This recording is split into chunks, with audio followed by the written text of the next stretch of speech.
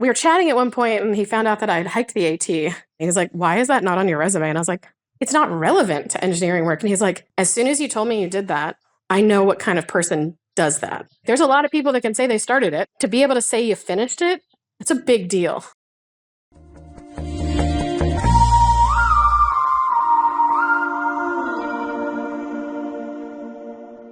Hello, I'm your host, Sam East, and welcome to Diverse, a SWE podcast. Today's guest, Cassandra Morecroft King, is a deputy program manager at BlackSea Technologies. Earlier in her career, she did something most people only dream about. She quit her engineering job in oil and gas and left it all behind to hike the Appalachian Trail. I am so looking forward to speaking with Cassandra today about how personal growth outside of work can make you a stronger engineer, and also about how to explain and leverage these kind of career breaks when you're trying to re-enter the workforce. Cassandra, so excited for this. Welcome to Diverse. Thank you so much for having me. I was blown away when I got the call. We kind of had the chat here. I was hoping to present at the WE conference, but this came about, and I think this is going to be such a better forum for this conversation. So excited to chat with you today, Sam. Oh, we are going to get right into this. We love to start with an origin story, but of course, right off the top here, can you introduce yourself and share what really inspired you to make this risky move for a lot of people? A lot of people would view it that way, leaving a successful engineering career to hike the Appalachian Trail. And I'm sure you've had comparisons to Cheryl Strayed in her book Wild. I have had a lot of comparisons to Wild. Can't even lie on that one. Ironically, I have not read the book. I didn't really know anything when I quit my job to hike the AT. I did it on a whim. I actually left my job on a Friday. That Sunday, I had acquired everything to hike the AT, and my brother dropped me off on it. The decision there was like 30 seconds. Wow. There was a whole host of things that led up to the decision, which I think a lot of people can relate to. I was in a male-dominated field. I was offshore working on ships around the world, but I hadn't been home in a year. And I was like, this is great. I'm flying all over the world. I'm doing all of these things. But as I was talking with my coworkers, there was a lot of things that they were saying that it was like, you need to figure out kind of what you want in life. And I was going back and forth and actually never intended to hike the AT. And then I was like, I've been on a ship like nonstop for a year. I want to go live in the woods. I think that's my solution. I think this will help me to figure out what my narrative and my career would be, where I wanted to go, because not everyone stays a field engineer. The people that do, I applaud them. They are incredible women, but it's a hard life. So I was like, I'm going to go do this. And my brother was like, this weekend? And I was like, yes, I am going to do it. But from a wild perspective, everyone knows the notorious scene of her losing her shoe. I had one of those moments. Can't even lie. I was in Maine, actually towards the end of my hike, and I was crossing a stream, and I didn't want to get my shoes wet. I was so over wet shoes. So I took my shoes off, and I put them around my hand and was using my trekking poles to get across the river, and there went my shoes because I accidentally let go of my trekking poles, and my hand kind of flew because it got stuck in a rock, and my shoes started swimming down, and I was like, well, not only is my feet now going to be really wet, everything is going to be wet because I went swimming after my shoes. I did acquire my shoes, but it was still one of those crazy moments that you never know you're going to have in life. So it was a whimsical decision. I know a lot of other people do it more calculated, but for me, it was one of those, I think this is the right thing, and I'm going to make this decision now and do it. Well, much like Cheryl Strayed talked about in her book, there's a lot of similarities between you two already. It happened sort of on a whim. Did you also not have a lot of long distance hiking experience? Yes. My brother showed up to his apartment and there was a stack of Amazon boxes that almost went to his ceiling of everything that I had bought to hike the AT. And he was like, did this just happen? What are you doing? And he was like, all right. There she goes. I had to change out almost everything 100 miles in. So I did not know what I was doing. But, luckily there are outfitters on the Appalachian Trail that support you, and there's people that support you. It was, all right, changing everything out. None of this is right. So you hiked over 2,100 miles in Yeah. total, closer to 2,200 miles. Can you tell us about, aside from the shoe, because that was challenging, but one of the more challenging moments that you faced during this epic hike and how you pushed through that? So it's interesting enough when I was thinking about that question that comes up quite a bit when people ask it. It was actually the times that I stepped away from the AT. I hiked the Appalachian Trail over the course of 6 months and 10 days. And when I talk about that timeline, I include all the time that I stepped away. And I had made some agreements with people that if I was in the US, that I would be there for various events in their lives. I got off for weddings, I got off for other events. And so that tallied up to about a month of time that was off trail in different snippets. You get into the Appalachian Trail and your body is used to the mileage that you're doing. But then when you stop, even if it's for a weekend, you get used to luxury again. You get used to running water, hot water. Any food you want at your fingertips? Yes. And then it's like, I don't want to go back. Why am I going back? Was this really a good idea? Then you get there and then your body's like, I don't want to do this anymore. Like, I had a break, like, it doesn't move anymore. And so the first 2 days that you come back, it's like, whoa, okay, got to get back into this, got to get used to this again. And that is such a mental game that it ended up being one of the hardest things to deal with. But it also is something that relates kind of to reentry into the workforce. When you take a step and look at it, like there are days where you don't want to go to work. And what you find out on the AT is that you wake up, you make your breakfast, you walk a certain amount of mileage that you've set forth in your head or you're trying to accomplish. And then you have lunch, you have dinner, you go to bed, you have to make your bed. It does become this kind of weird look at life, but at such a simplistic level. And you have all the same problems that you have in life, even though you're not really in life anymore. Well, you made that analogy perfectly. It was a perfect segue. Leaving the trail, you're in momentum, you're in flow, leaving to go to a wedding for a weekend and then having to re-enter, it's jarring. Can you explain that re-entering into the engineering workforce? 6 months, 10 days, that was your total journey, you said, on the AT. And then you pick back up and you go back into engineering. What is that like? It was hard.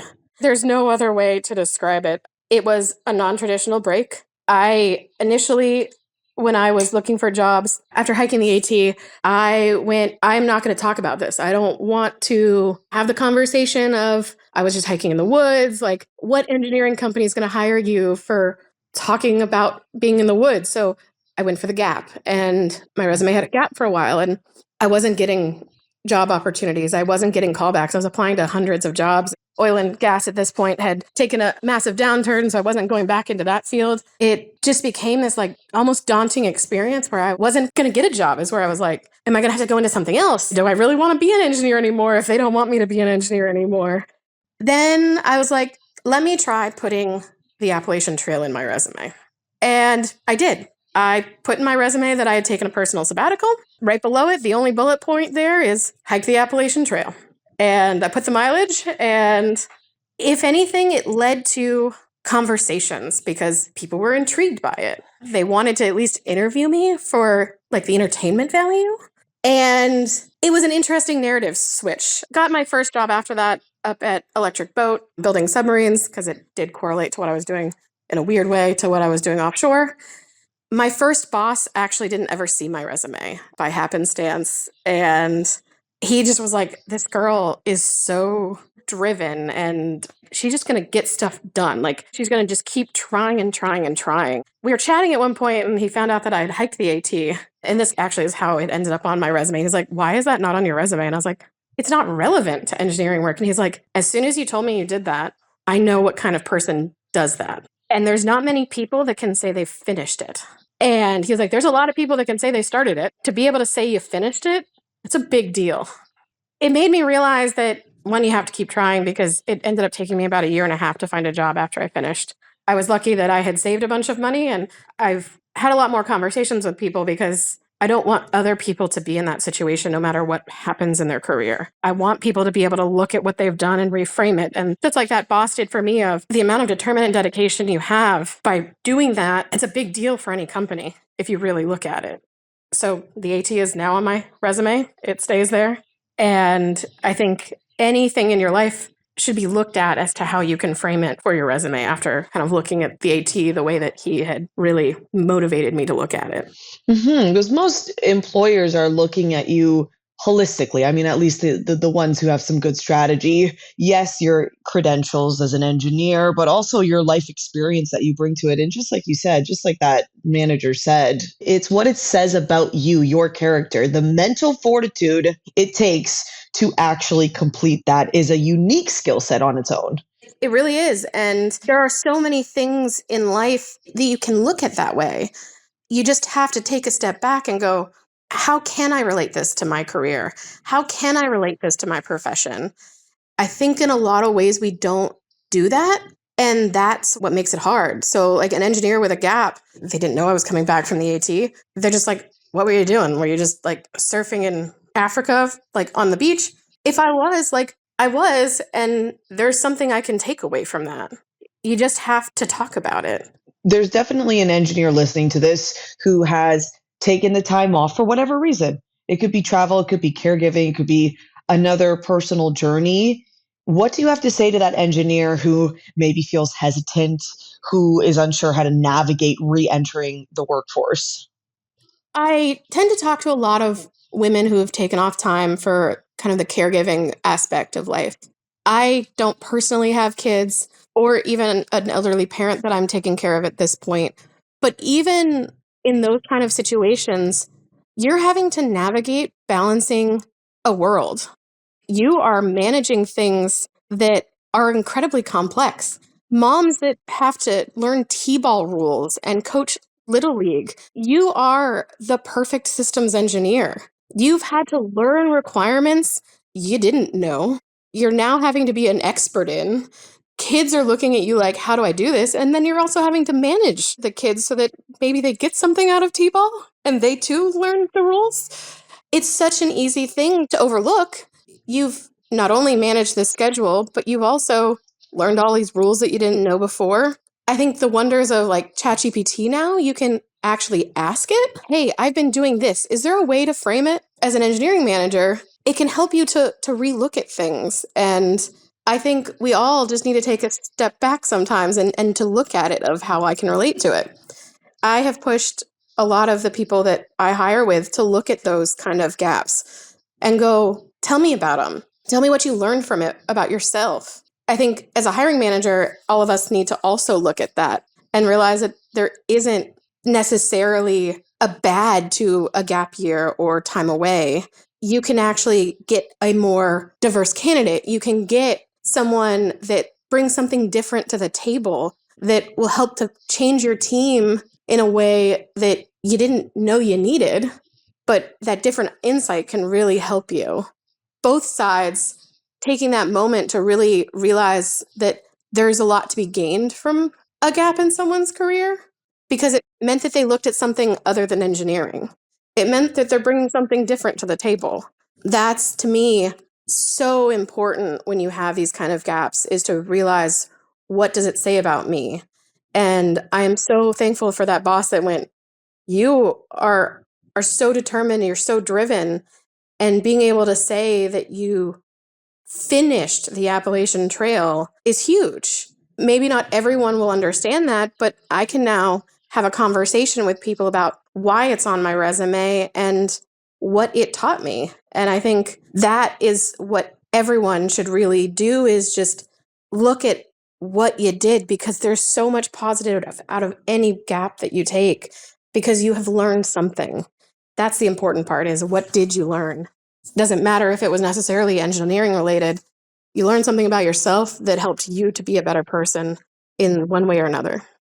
Can we reflect on Cassandra before the AT and then after the AT? How do you think you changed, you evolved as a person, as an engineer after the trail? I think the AT, the big takeaway there was the different personalities on the AT. You run through so many different personalities. And even offshore, I ran through a lot of different personalities. But I think I learned to listen to everyone's story because everyone on the Appalachian Trail had a story, a background that led them to be there. You know, a lot of people after high school, after college, taking a gap year to figure out what they wanted to do with life. I was unique in this middle range. There was not a lot of people in the mid range, but then there was a lot of people who were in their early retirement trying to make a dream happen and learning from them about what were they doing in their career? Why did they wait till then to do it? I don't think I ever really focused on the importance of people's personal lives before then. Because at work, you're just like, I'm at work, I'm getting things done. But when you start to learn who a person is and why they're out there, you can learn so much more. And you can build a better team when you understand the complexities of someone's life outside of the workplace. I think as I manage people, I want to know what their hobbies are at home. I want to know what drives them. I want to know what makes them the employee that they are. If they're just driven by money, okay, what are you spending that money on? Like, are you going out mudding and you're trying to fix a car? And then also realizing that giving people the ability to do whatever their passion is or whatever it is they want to do makes it so they want to come back because they're like, hey, my boss understands that I want to take a long weekend so I can go up to this trail, or I want to take a long weekend so I can spend it with my kids. Like, it's your priority. Like, go do it. The team will be here. The team will take care of you because when the other person on the team wants to go do their thing, you're going to help take care of their stuff. I think it's a lot of that kind of emotional intelligence side of thing really came out of the AT.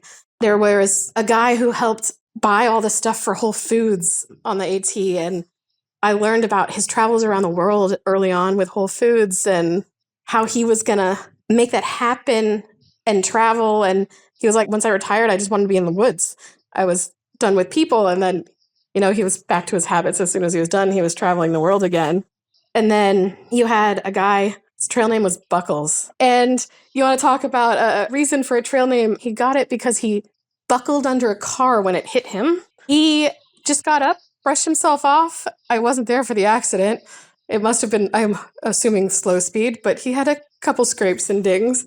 He just kept going. And I'm like, why aren't you taking a break? And he's like, because this is what I want to do. This is why I'm here. Wow. And I was like, go you. I hope Buckles has that on his resume. He probably does. He seems like a type. And then I think you on the AT have so many different types of people. I have now realized the importance of every single person who's supporting me.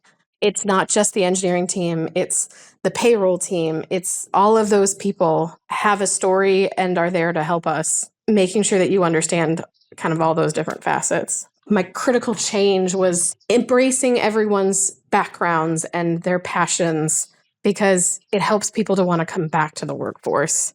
Before we go, do you have any, last reflections here, closing thoughts with the focus of taking risk, embracing uncertainty, especially for that woman engineer who is listening right now and is inspired by your story? I think my biggest thing to anyone is just go out there and do what makes you happy. Because if you are able to do that, you will find passion in other things in your life. I know now that I love solving problems. I love the stress of the here and now. And the AT had that because every day was, what am I doing? Am I going to step on a rattlesnake? Am I going to get chased by a bear? What makes you happy is going to help you to not have that wake up in the morning and go, this is what I have to do. I have to do XYZ. Well, where is XYZ? Where's me in that list? Where is your passion? Where is what makes you happy? So if hiking the AT is something, save up the money, take that leap and go experience it. Do it when you can do it. If it's I want to take time off to take care of someone. Like, of course, make sure that you're being financially responsible with whatever you need, but go explore Europe. Go do the things that you haven't done, because seeing the different perspective of the world, of where you are, will highlight you as a person, will bring different things to the table for you as an engineer. And you just have to make sure you step back and see that and embrace it. You've got a lot of wisdom. Truly. I'm not even in the engineering field myself, but so much of what you've shared applies universally. I just cannot thank you enough, Cassandra, for sharing your story, a very unique one, sharing your insights, and I think really inspiring a lot of people to take that risk, go after that thing that's been calling inside them. So I appreciate your time. Thank you. No, thank you. And I do hope that it inspires someone to, if anything, take a vacation, because that's what they need. Yeah, it doesn't have to be the AT. Could just be a little island getaway. Exactly. It does not have to be the AT. Even that island getaway, you can find a way to swing it, because you talk to people that maybe didn't speak your language and you learned how to navigate the world around you. Hmm. Cassandra, thank you so much once again for joining us on Diverse. I'm Sam East, and from all of us at SWE, thank you for listening.